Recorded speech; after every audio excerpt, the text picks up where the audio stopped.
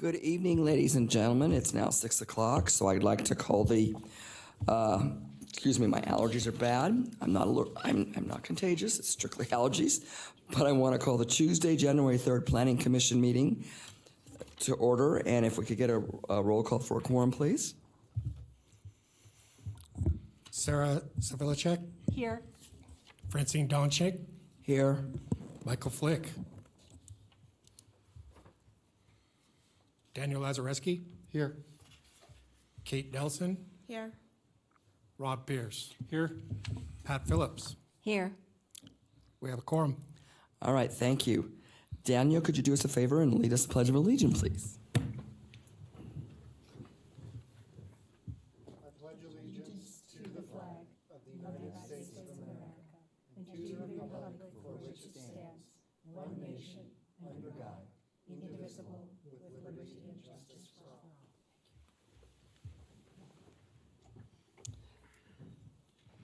Ms. Gustafson, if we could have the ethics law announcement, please.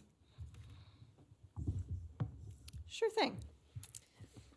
Commissioners are reminded that if with respect to any matter or any person coming before the commission today, number one, you've received a gift or loan.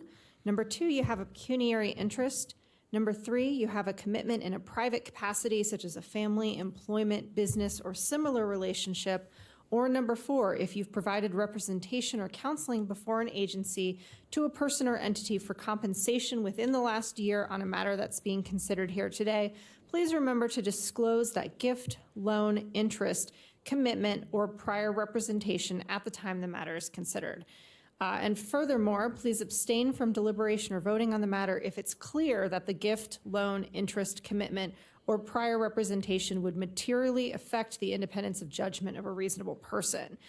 Commissioners are also reminded that under the Planning Commission rules, if you've had any contact outside this meeting with any persons interested in a matter coming before the commission today, please remember to disclose the nature of that contact at this meeting. Thank you. Thank you, Ms. Gustafson. Secretary Lloyd, if we could get the appeal procedure, please. Most decisions rendered by the Planning Commission are appealable to the Board of County Commissioners. If you disagree with the decision of the Planning Commission and you qualify as an aggrieved person or party, you may appeal in writing within 10 calendar days from the date that the decision being appealed is reduced to writing, filed with the Secretary of the Planning Commission, and mailed to the original applicant in the proceeding being appealed in accordance with Washoe County Code. Please call the planning staff immediately at 328-6100 for information on the appeal and the procedure and application fee. Thank you, Mr. Lloyd. Before we open public comment, I just want to say, comment heard under this item will be limited to 3 minutes per person and may pertain to matters both on and off the agenda. However, action may not be taken on any matter raised during this public comment period until the matter is specifically listed on an agenda as an action item. Comments are to be made to the Planning Commission as a whole. Ladies and gentlemen, do we have any public comment either in chambers or via Zoom at this time? I have no public comment in chambers. I have no hands raised on Zoom. No further public comment. All right. Thank you very much. We'll close public comment. Next item on the agenda would be the approval of the January 3rd agenda for tonight, please. Pat Phillips, so approve. Motion to approve. Second. All right. We have a first and a second. All those in favor? Aye. Aye. Thank you. Next on the agenda would be the approval of the December 6, 2022 draft minutes. And before we go forward, I just want to make note that there are a couple of changes that need to be made. Under item 1, determine requirement, it says that I opened the meeting at 6 p.m. I was absent, so I was not able to open it. And then under item 5, general public comment and discussion thereof, it says that I opened the public comment, which of course I was absent, so unable to do so. Thank you.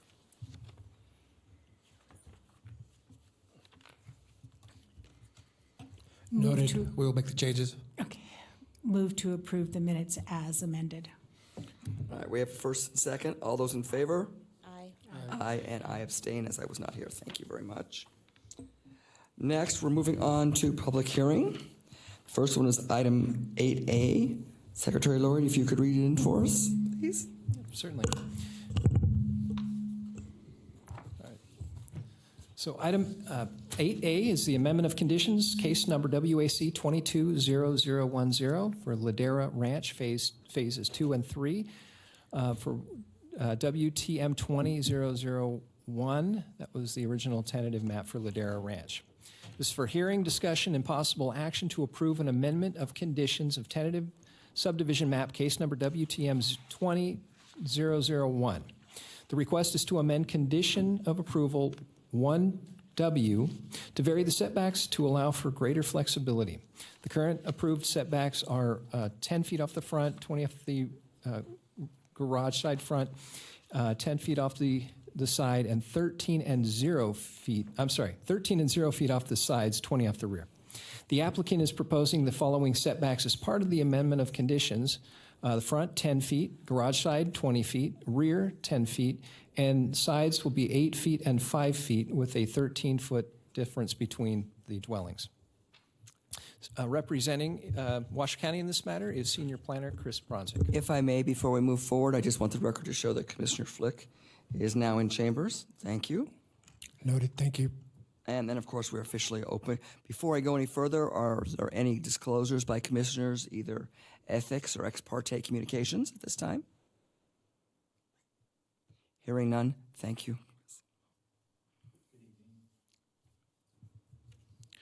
Good evening. Chris Bronzik, Washoe County Planning.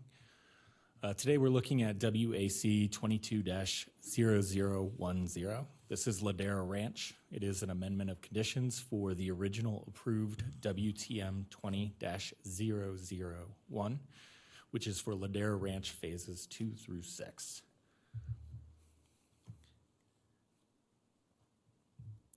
Sorry.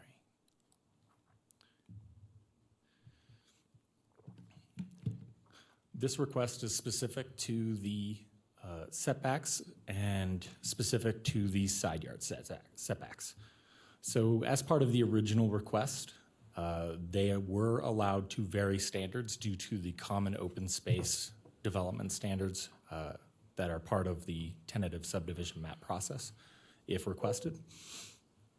Their original setbacks were front 10 feet, to the garage was 20 feet, rear was 10 feet, and sides were 13 feet and a 0 lot line. The applicants realized that there is potential issues with having a 0 lot line. And so they came in with a request to keep the rear, the front, and the garage all the same, but adjust the side to 8 feet and 5 feet while still maintaining 13 feet between dwellings. So I did touch up a little bit on the history, but in August of 2020, the original tentative map was presented before you. It was approved with those original varied standards. It was for that 294 lot common open space subdivision. And again, as part of that common open space subdivision, a variation of lot size, including that density transfer, as well as setbacks, are permitted. And due to that common open space subdivision request, the applicant was able to modify those original setbacks. Above is examples that were provided by the applicant. So the top one is that 13-foot and 0 lot line setback as originally approved. The bottom shows the 8-foot and 5-foot side setbacks with that 13-foot between dwellings. So staff is in support of this request. Staff does understand that such a request does make it a little bit more manageable for the developer as well as property owners. So we were in support of this amendment. I've provided a possible motion above, and I'm happy to answer any questions you may have. Thank you. Thank you, Chris. Is there an applicant presentation at this time? There is no applicant presentation. My understanding is the applicant is present, though. Okay, thank you. Before we do anything else, ladies and gentlemen, is there any public comment on this item? I have no public comment in chambers. I have no public comment on Zoom. Thank you. Then we'll close the public comment session and bring it back to the commission for any questions you have of staff, or if, as we know, the applicant's present, if you have any. Chair Yeah. Donchek, Yes, Vice Chair Civilcheck. not a question, just a comment. When this first came around with that zero lot line, that caused me a lot of consternation. So I'm a very happy person this evening. Commissioner Flick, you had a question or a point? Question. I'm a little confused. If you have a, yeah, thank you. If you can get 13 feet, Commissioner Flick, could you bring your mic a little bit closer? We can hear you, but I can't guarantee they're hearing you very clearly. Thank you. if you, No. 13 feet, does that mean that you have a zero lot line on the other side? I mean, how do you do that? No. Can you pull up the exhibit again, please?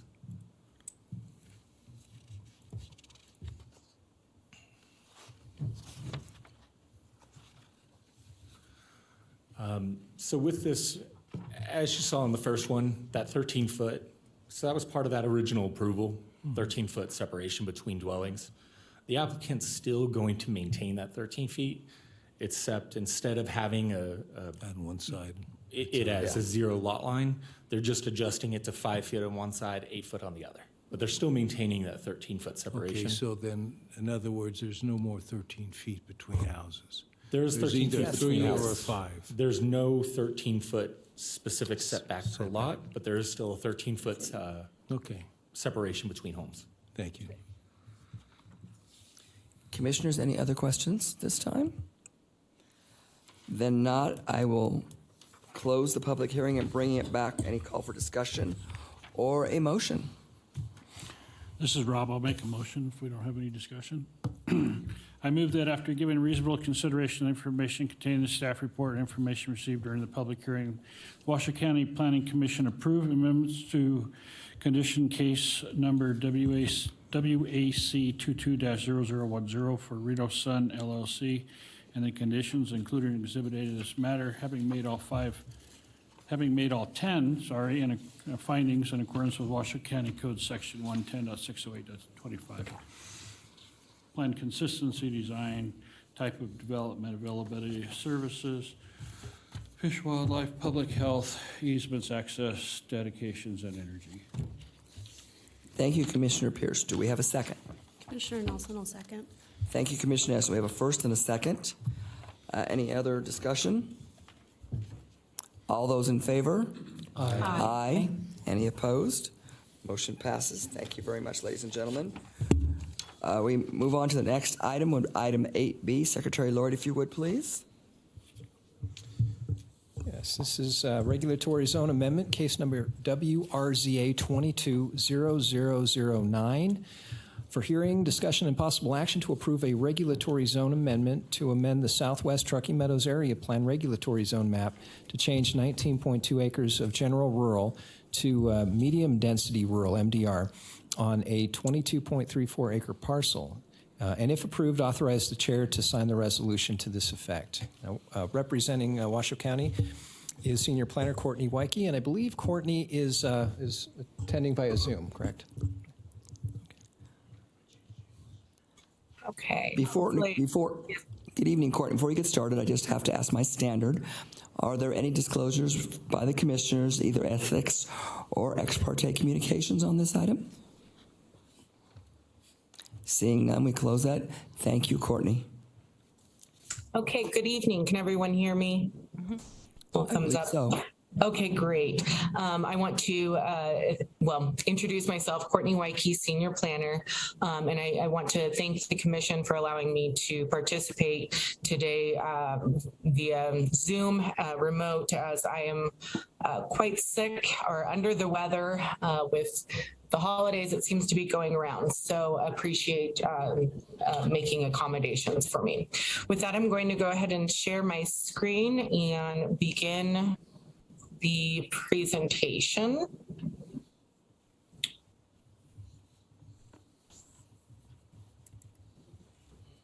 Okay. So the item before you is WRZA 22-003, which is a regional zoning amendment request. The site is located at, sorry, something's happening here. The site is located at 800 Shelbourne Street, southwest of the intersection of Shelbourne Drive and Brunswick Mill Road. The parcel is currently accessed via Shelbourne Drive. The project area includes one parcel and consists of 22.34 acres. The parcel is located within the Southwest Truckee Meadows area plan and the Lakeside Holcomb Suburban Character Management Area. So the request is to change a portion of the parcel's regulatory zone of 19.2 acres or 86% of the parcel from general rural to medium density rural. The remaining portion of the parcel, which is the 14%, is already designated medium density rural. The subject parcel and surrounding parcels have a category of rural residential. The proposed regulatory zone of, excuse me, of MDR is allowed within the rural residential master plan category. The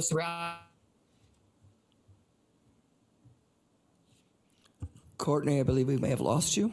the general rural on two adjacent parcels. A large 466 acre parcel adjoining to the west is open space.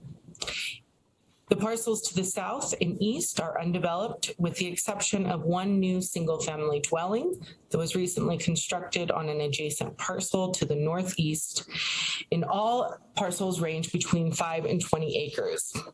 To the north of the subject parcel is Forest Hills subdivision, and parcels there are generally 2 to 3 acres in size.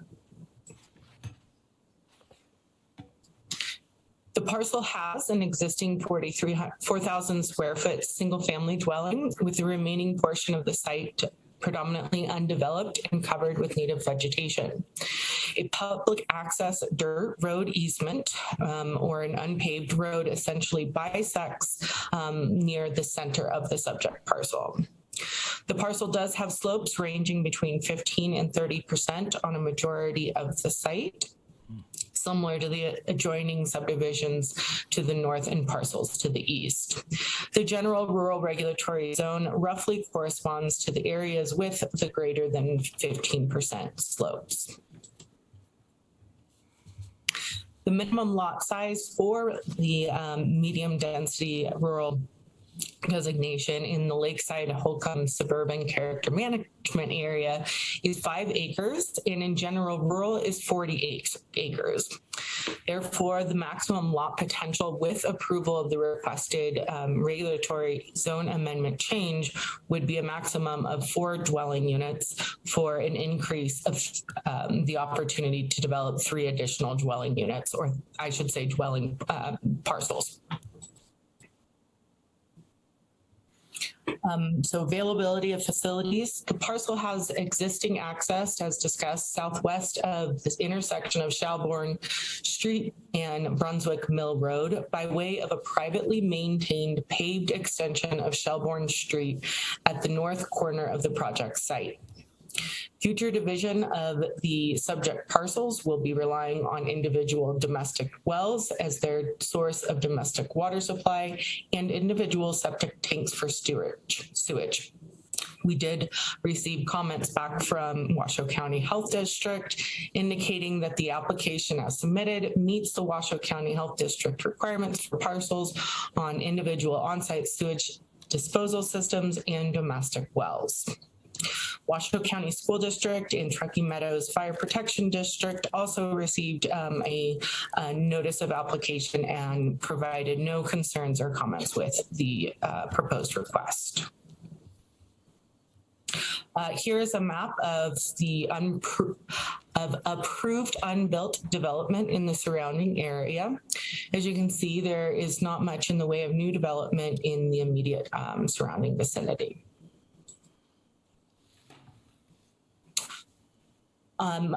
As required, a neighborhood meeting was held. In fact, there were two. One was held on July 18th in last summer, 2022. There were 10 people in attendance. The primary concerns were related to the possibility of the number of farm animals, the water demand for landscaping in proximity to adjacent wells and septic. Mr. York indicated as the property owner at that meeting that he had an intent to require deed restrictions or CC&Rs for future division of parcels in response to those specific concerns. Additionally, a second neighborhood meeting was held on September 12th due to a noticing requirement error. There were 4 people in attendance at this meeting, and this included the applicant's representative and the property owner. The primary concerns raised at that meeting, and I believe there was only one person from the public in attendance, were in regard to continued public access to the county open space land and prohibition of wind turbines. There is already an existing public access easement that would not be impacted by this regulatory zone amendment. Therefore, the access to the public lands would still be in effect, regardless of the zone amendment. And Mr. York did reiterate at that meeting the intent to deed restrict for the division of the future parcels from constructing wind turbines. In addition to public feedback received at the neighborhood meeting, staff was also made aware of disagreements between Mr. York, the property owner, and a neighboring property owner over what was agreed to for future development of the parcel if the regulatory zone amendment was approved.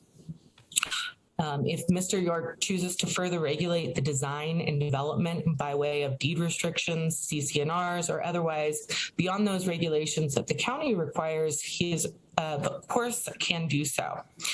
However, the analysis that for this subject RZA request is based solely on the county's requirements, and any side negotiations are not a part of the subject regulatory zone amendment consideration for approval at this time. So when I'm saying this, if there were promises made at either of these meetings that for landscaping or prohibition of certain uses that the county otherwise would allow for that regulatory zone, Mr. York or the property owner is able to establish CC&Rs and do so. However, that is not part of staff's analysis or consideration as part of our recommendation. Staff does believe that all required findings, including findings for the Southwest Truckee Meadows Area Plan, which is identified as Goal 20, can be made for the requested regulatory zone amendment. And staff recommends that the Planning Commission adopt the resolution contained as attachment B to the staff report, and recommend that the Commission forward the regulatory zone amendment to the Washoe County Board of County Commissioners for their consideration of adoption. Staff has provided the following regulatory zone amendment motion for your consideration. Excuse me. And with that, that concludes my presentation. And I am available for any questions. Thank you, Courtney. Does the applicant wish to do a presentation at this time? Good evening, Madam Chair, Commissioners. John Krumpottek. I am here with Ray York, the applicant, been representing him for the last 6 months in this process, largely 6 months because of our engagement with the community. Do you want a presentation? I don't think I've ever been to the chambers where it's been so quiet. I'm prepared to go into it, or I could just go into Q&A. Or maybe an Commissioners, do you abbreviated. just want to go to questions? I have a number of questions. Could I just point to a couple of, Okay, please. let me go to a couple of slides that would just be a little bit of reinforcement to the staff presentation. So there's the map that was prepared by staff. 44 property owners were noticed. 6 attended the first meeting that were from the neighborhood. 4 were from the applicant team. And then the second meeting, which was in September, held at Mr. York's house. There was 1 member of the community and 3 of us from the applicant team. I also wanted to touch a little bit more detail because these were important to the community. They're important to the applicant because he made some pretty strong assertions, and certainly to the honor of public process. So staff pointed out limit on farm animals. Mr. York has agreed to deed restrict the property. You ask what assurance, it's his word. I know the man, his word's good. We do this a lot in this business. We don't condition zone change. But we've done a lot of work and a lot of outreach with the community.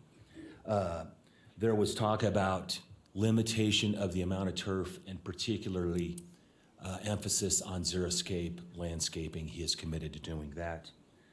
And then the other was that would be a deed restriction is no wind turbines. There will not be any CCNRs. These are, given this is not a subdivision per se, we're talking about adding 2 parcels, best dealt with in deed restriction.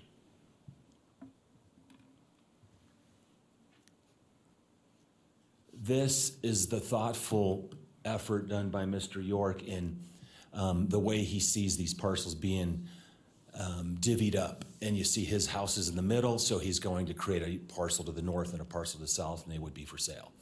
The green star is the approximate siting of a footprint of a home. And so we're trying to get good separation, again, responsive to the community and responsive to the topo constraints. There really are no other environmental constraints on the property, as staff noted diligently in their staff report. But the topo was the one consideration. So we were trying to give regard to citing those where you have views, good separation, not a problem with septic density or well density was all part of that. Master plan, no change, as staff pointed out.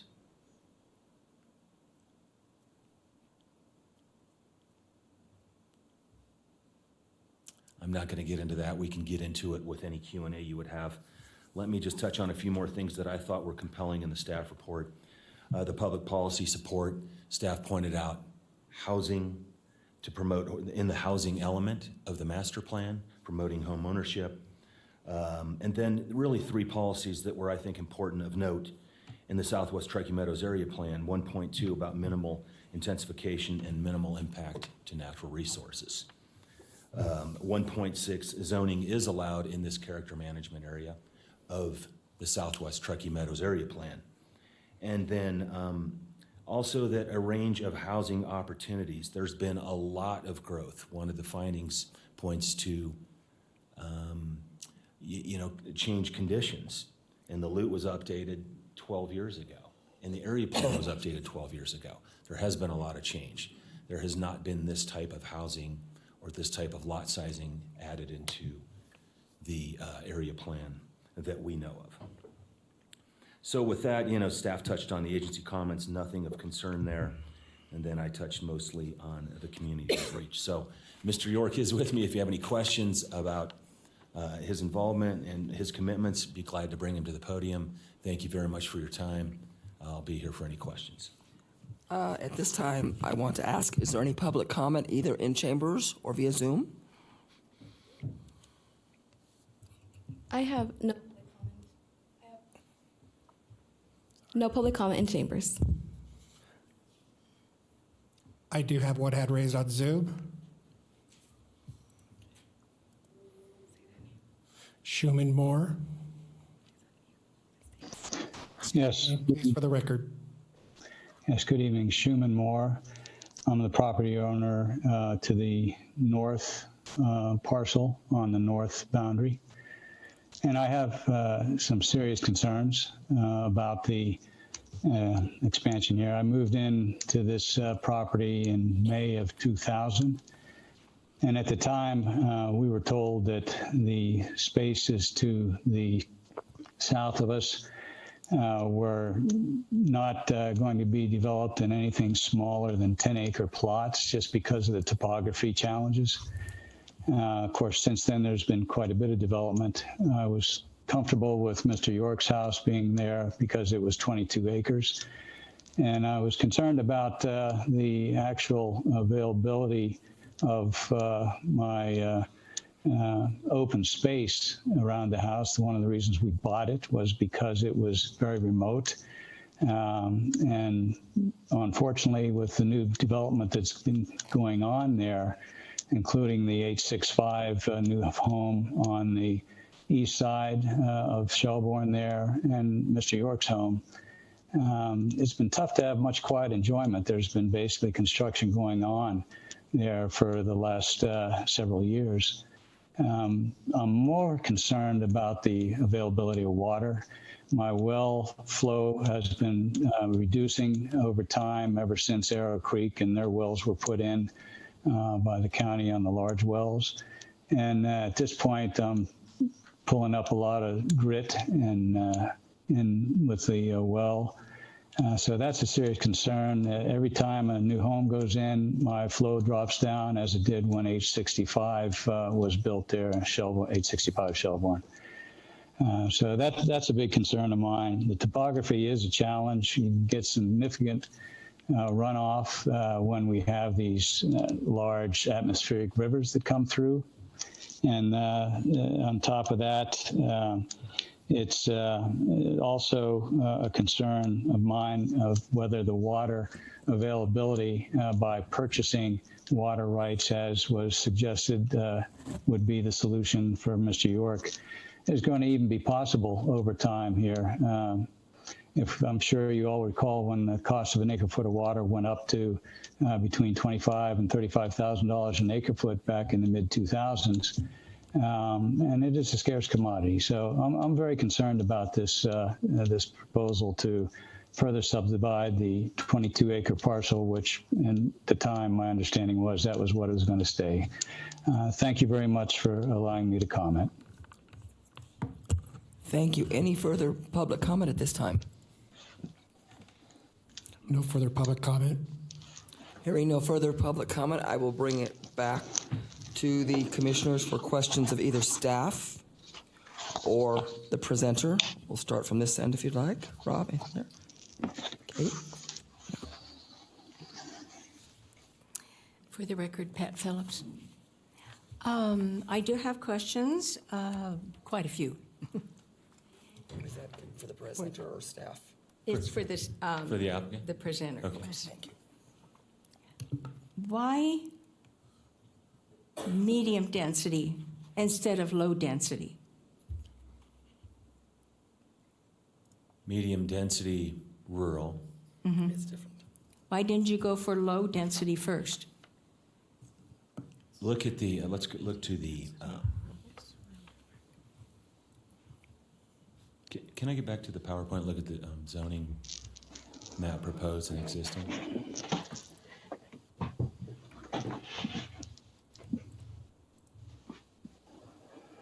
Thank you.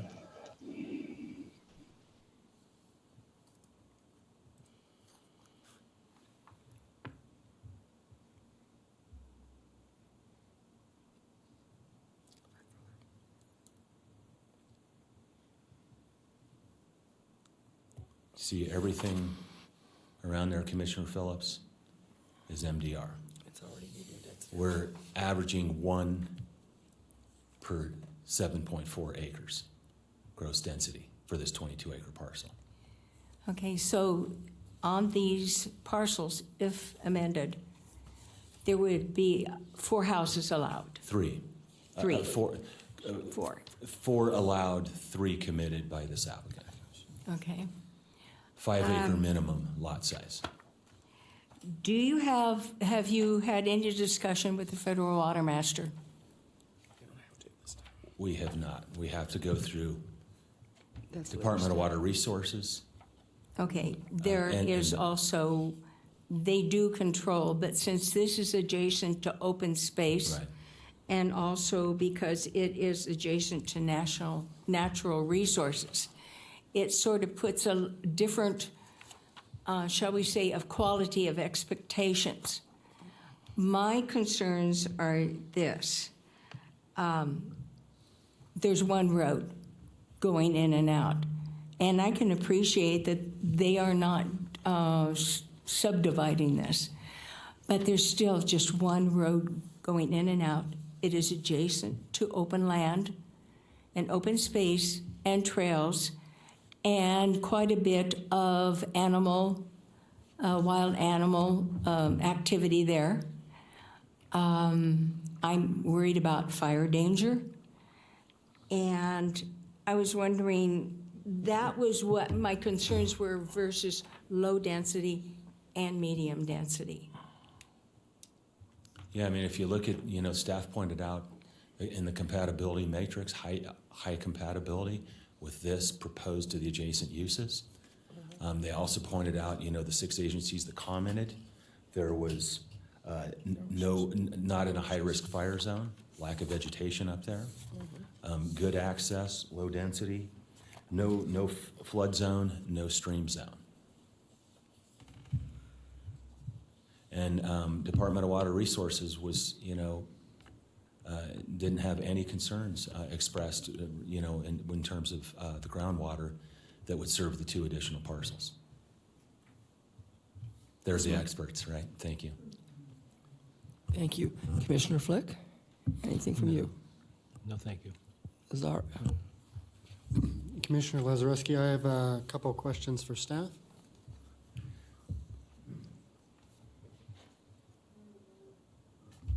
Courtney, are you on? Yes, I am. Okay, thanks. Sorry. Hard to do it without seeing faces. So the Washoe County Water Rights had their response was they recommended, prior to any parcel map split, that the applicant acquire water rights for the new houses. I don't see that as a condition of approval in the recommendation. Is that something that county staff would hold them to at a future parcel split? So you can't add conditions for a regulatory zone amendment. That is a standard that would be applied. It's not necessary for a condition. That will be required as part of a future a map. And it is to secure those needed water rights. Okay, because a parcel, if you develop outside of a water system area, you're allowed a domestic well with 2 acre-feet, right, of use? They would have to go by what the what requirements the water rights manager in the standards that would apply for that. Whatever is required for them to obtain the appropriate needed water rights. Okay, and do new domestic wells in this part of the county are they required to be metered?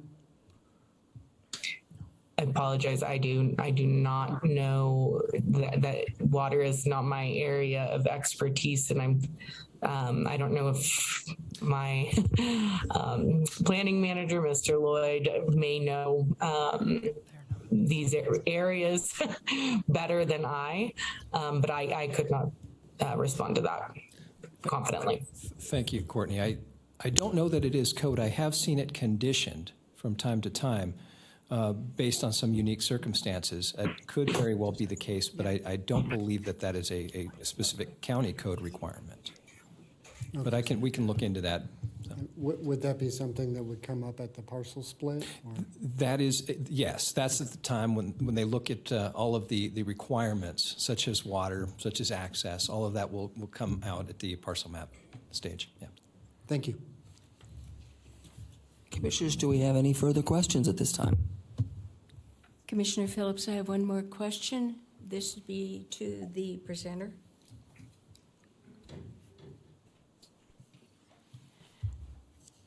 Ready? Yeah. Are you above in elevation? Are you above steamboat water ditch irrigation? Boy, I do not.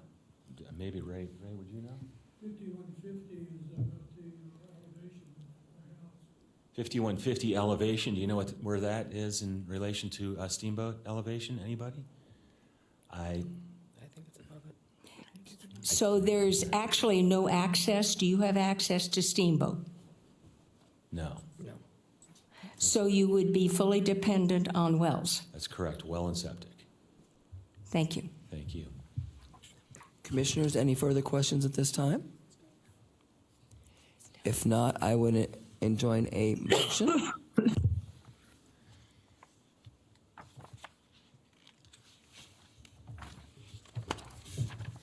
I move that after giving reasoned consideration to the information contained in the staff report and information received during the public hearing, the Planning Commission adopt the resolution included as Exhibit A, recommending adoption of regulatory zone amendment case number WRZA 22-0009, having made all the following findings in accordance with the Washoe County Code Section 110.821.15, parent D, and having made the findings in accordance with the Southwest Truckee Meadows Area Plan. I further move to certify the resolution and the proposed regulatory zone amendment in WRZA 22-0009 as set forth in the staff report for the submission to the Washoe County Board of Commissioners, and authorize the chair to sign the resolution on behalf of the Washoe County Planning Commission. Do we have a second? This is Rob. For the record, I'll second it. Thank you, Rob. Any further discussion at this time? Hearing none, all of those in favor? Aye. Any opposed? Nay. Motion, we have one nay. Make that record, thank you. Motion passes with one nay. Moving right along, item 8C. Secretary Lord, if you would, please.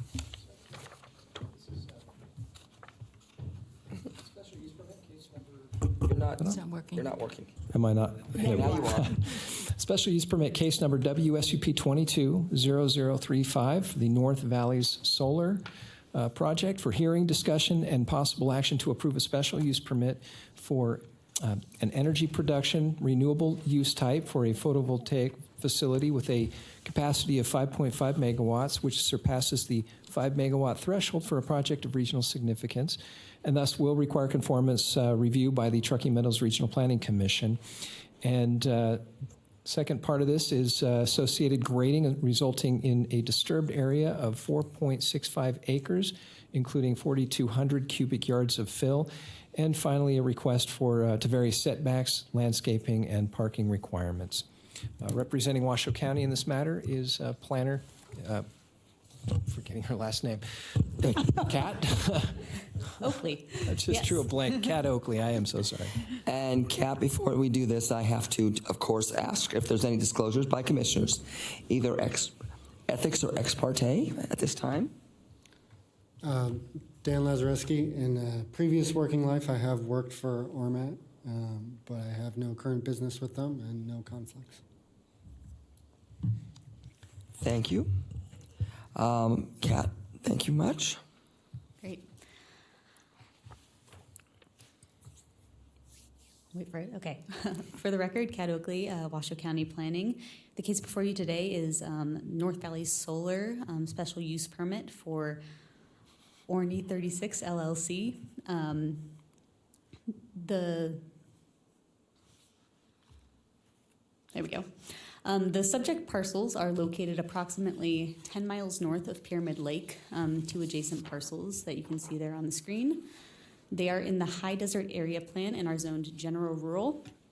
Surrounding land is generally private and undeveloped or federally owned and undeveloped / there's some geothermal development in that area. There are sort of three parts of this request. So the first is the use type, which is energy production renewable for a photovoltaic facility with a capacity of 5.5 megawatts, which does surpass that 5 megawatt threshold for a project of regional significance, which is why it is before you guys today. Second is associated grading that would trigger the major grading thresholds with 4.65 acres of disturbed area and 4,200 cubic yards of fill. And then as part of this special use permit request, there is also some requests to vary different standards from our code, including standards related to setbacks, landscaping, and parking requirements. Here is the grading plan and the site plan. I highlighted the property line there for you. So you can see it's on two adjacent parcels and is near a geothermal facility that is currently under construction that is shown there in a lighter shade in the lower right-hand portion of that image. A little bit of background on these parcels. There is an approved geothermal plant that is being constructed. It was approved under WSUP 20-0013, the Ormat geothermal plant. It is generally vegetated with brush and is more or less flat. A little bit of topography, but nothing too extreme. Starting with the use request, this photovoltaic facility would cover about 50 acres and would produce 5.5 megawatts of energy to support the geothermal plant that is on that same lot. Since it is producing more than 5 megawatts, it's a project of regional significance. It will, if this commission decides to recommend approval or to approve, will require conformance review by the Truckee Meadows Regional Planning Association. There are no ancillary structures proposed, so basically what will be on site is what you see in that image there, which is these strings of solar panels that are mounted on piles that are driven into the ground, so they're elevated above the surface. So you do get some grading associated with the driving of the piles, but not too much. So to dig into the grading, there will be 4.65 acres of disturbance. The majority of this is related to the access roads on the site. And those 4,200 cubic yards of fill will be aggregate for those access roads. So that's where most of the grading is coming from. There will be some incidental reseeding for stabilization in the disturbed areas that don't end up being roadway. And what is proposed does meet all of the grading standards. And that image just shows the historic 10-meter contours on the site, so you can see there's not too much elevation change going on there. Now to dig into some of the request to vary standards for the use type. I've highlighted here, so purple is where that geothermal facility is going in, green is where the solar facility is proposed, and then that red line is the property line. So the reason that the solar facility is sited over 2 lots is so that it can have a closer proximity to the geothermal facility. So one benefit of the location is that it limits some of the earthwork and grading that needs to be done. It's closer. And it also allows the solar panels to be, well, okay, so gonna back up a little bit. In order to accommodate this location, they're requesting to vary the front/rear setback standard. So for one lot, for the eastern lot, it's a rear yard. For the western one, it's a front yard, from 30 feet to 10 feet. This is so that the solar panel rows can be placed consistently 24 feet apart and not need to be widened to create more site disturbance, so that it can be located close to the geothermal facility that it's serving and overall have a compact site design. And so based on this reasoning, staff is supportive of that request to vary it. It still maintains that parcel separation without creating more site disturbance. In terms of other requirements, there will be, as indicated in the application, a maximum of 1 employee on site. They indicated that the applicant would come to check on it and do maintenance and those sorts of activities, but that it's generally unmanned.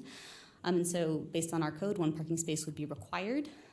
They did request to vary the parking standards related to paving, which are WCC 110, 410, 25, C through F. This is consistent with the setting and the high desert area plan, and so staff is supportive of this and wants to specifically point out that the other parking standards that have to do with space sizes, circulation, all those sorts of things are still applicable and important in that they provide adequate access to the site. One thing that was distributed to you all is a recommended change to condition 1F. After discussions with the applicant today regarding the parking requirements, they indicated that the site is going to be generally unmanned and that there's interest in utilizing the parking that's already been approved with WSUP 20-0013 for a geothermal plant on one of the same lots to be able to share that parking for the solar facility. And as you saw, they are directly adjacent to each other and partially the solar facilities partially on that same lot.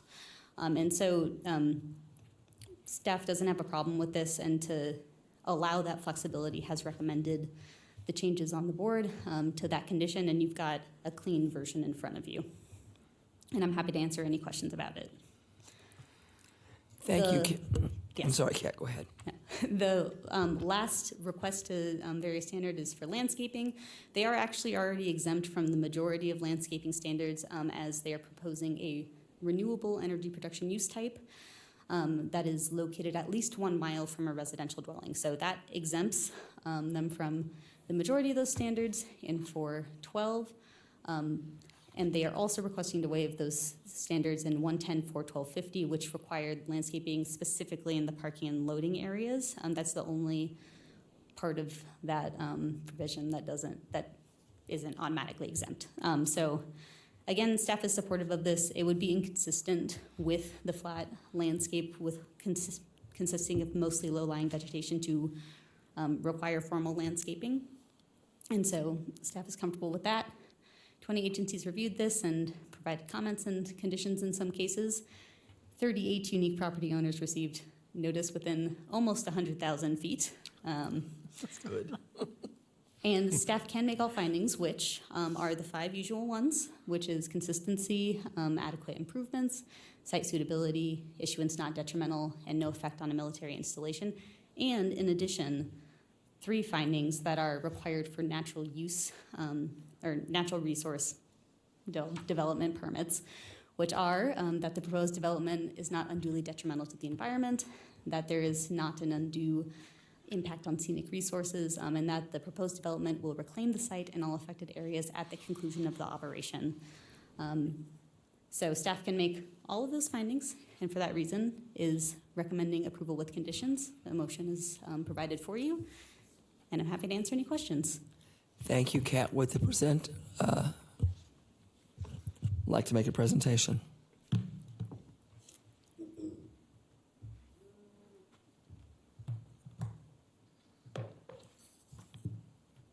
Good evening. Happy holidays. Welcome back. Stacy Huggins for the record with Wood Rogers representing the applicant ORMAT or Orny 36. Kat did a great job summarizing this, so I'm going to skip through my first couple of projects or slides because she really covered everything, and I don't want to keep you guys here any later than we have to given the weather and the road conditions out there. But I just wanted to touch on a couple of things, specifically on the project details. And again, I know Kat covered some of this, but again, the grading is necessary for the solar field. The fill is specifically necessary for the roads. You can see on this exhibit, there are really 4 main access roads that run in between the fields of the solar panels. And so that will is why the 4,200 cubic yards of fill. As noted, all those grading areas will be monitored for vegetation growth in accordance with Truckee Meadows Fire Protection District as well as BLM requirements.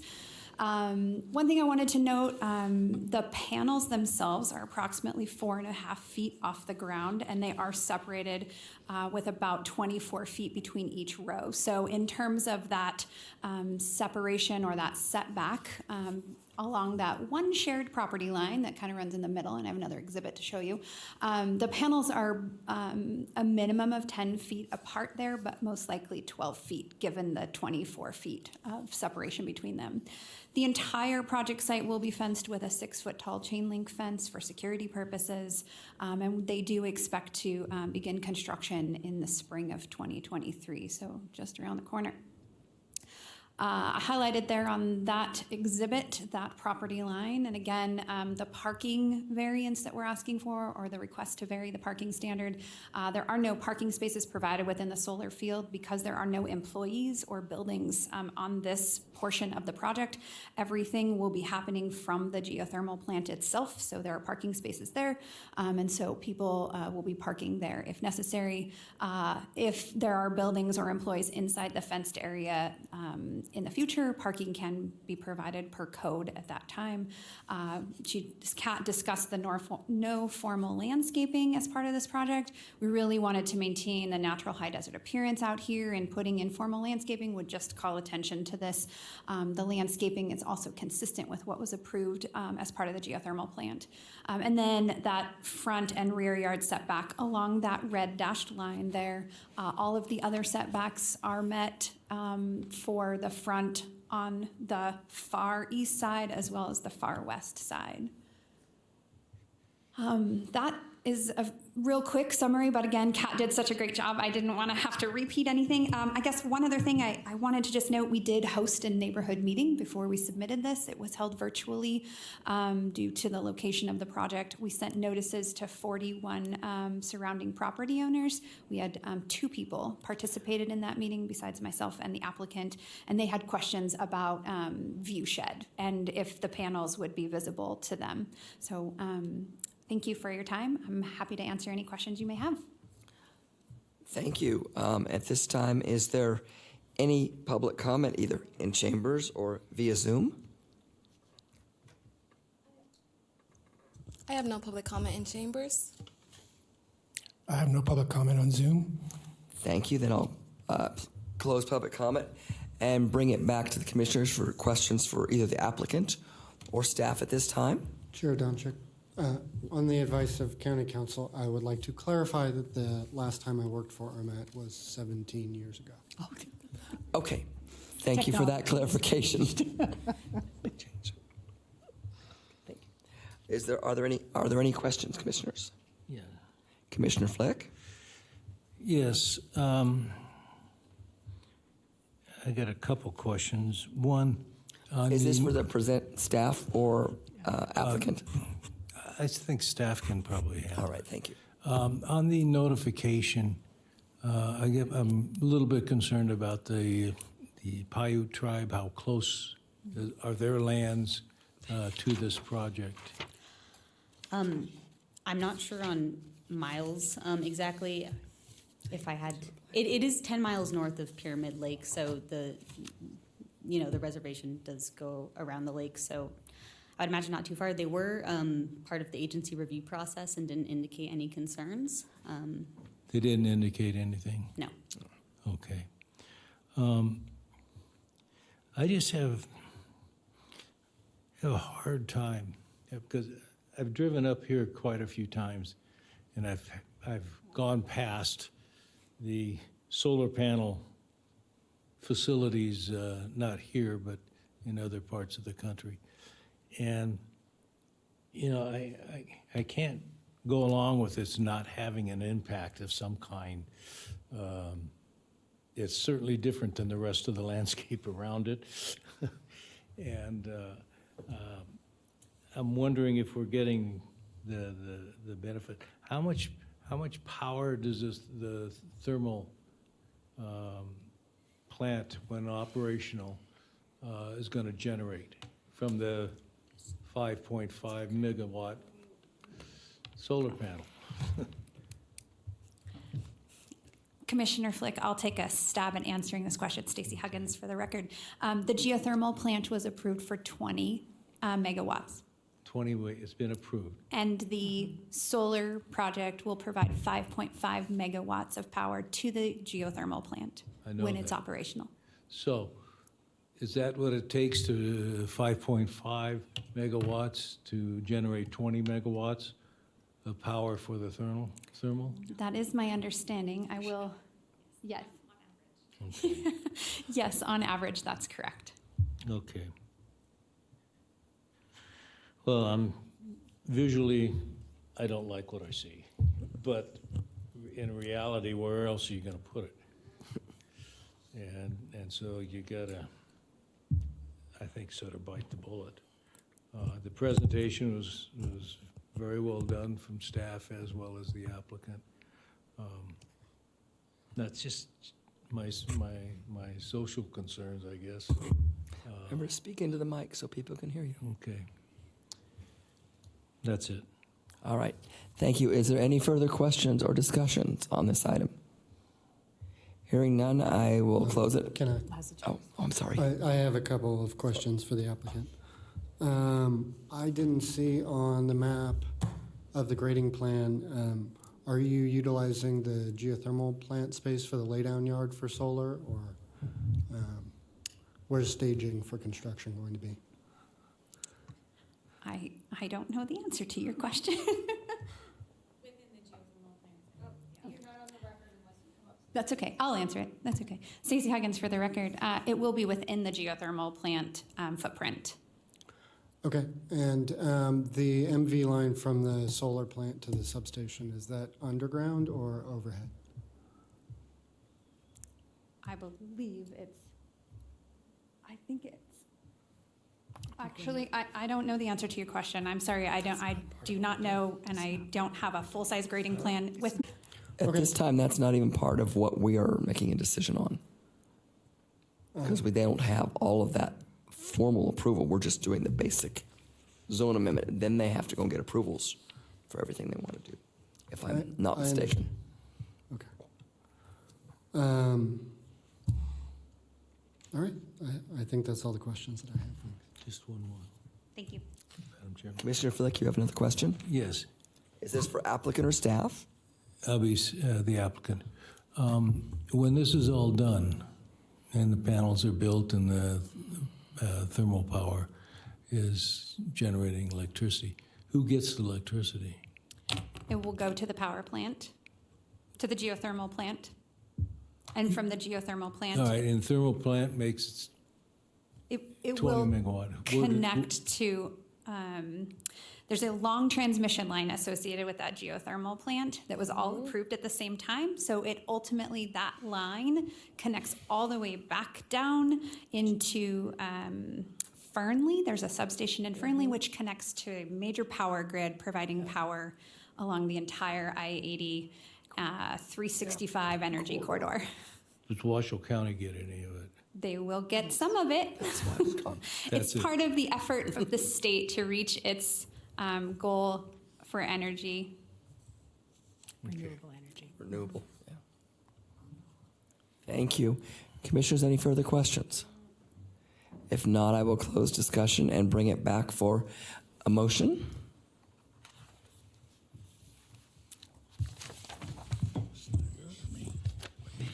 This is Rob, for the record, I'll make a motion.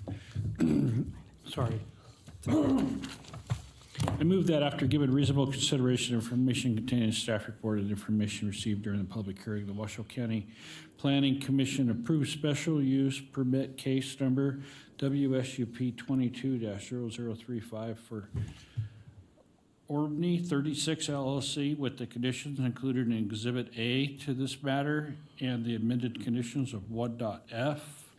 Having made all 5 findings in accordance with Washoe County Code Section 110.810.30 and having made all the additional findings per 110.810.35, which are listed below, I further move to vary that the development code standards found in the Washoe County Code Section 110.410.25E and 110.410.50, 110.406.405.1 as explained in page 6 to 8 of this staff report.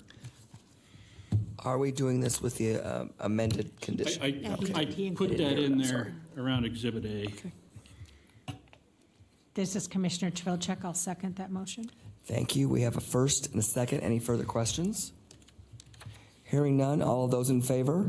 Aye. Aye. Any opposed? Motion passes unanimously. Thank you, ladies and gentlemen.